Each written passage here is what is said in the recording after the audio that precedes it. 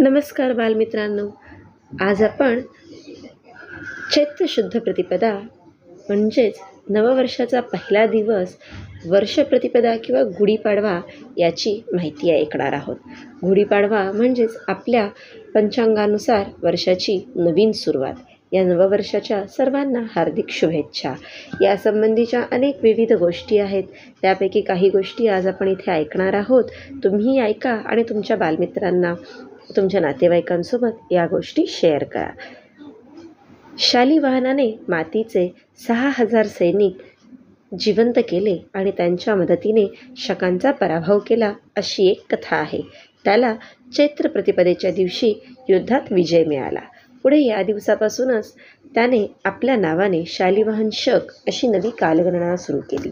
इसवी सनानुसार शालिवाहन शकाची सुरुवात 78 साली झाली, म्हणजे 78. त्यामुळे शालिवाहन शक हा इसवी सनापेक्षा 78 वर्षांनी मागे असतो. या दिवसाचे महत्त्व सांगणाऱ्या आणखीनही कथा आहेत. या दिवशीच ब्रह्मदेवांनी सृष्टीची रचना सुरू करायला घेतली, म्हणून या दिवशी नवे संकल्प, नवी काम सुरू करावे. म्हणूनच गुढीपाडवा 3.5 मुहूर्तांपैकी एक मुहूर्त मानला जातो.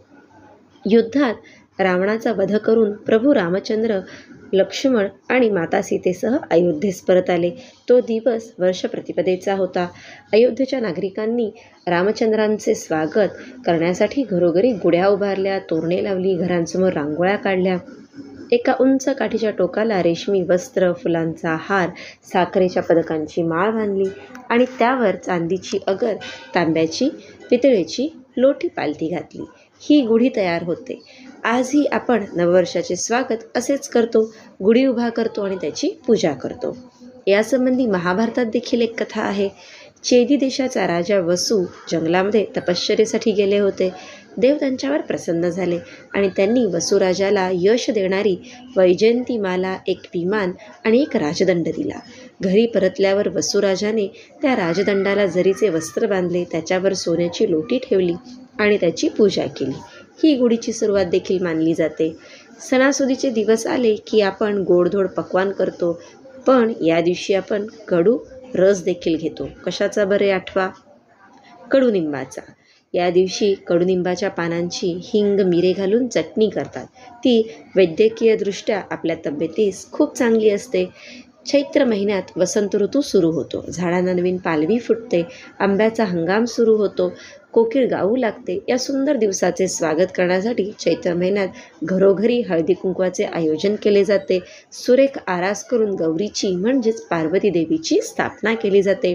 आंब्याची डाळ, करीचे पन्हे देखील केले जाते.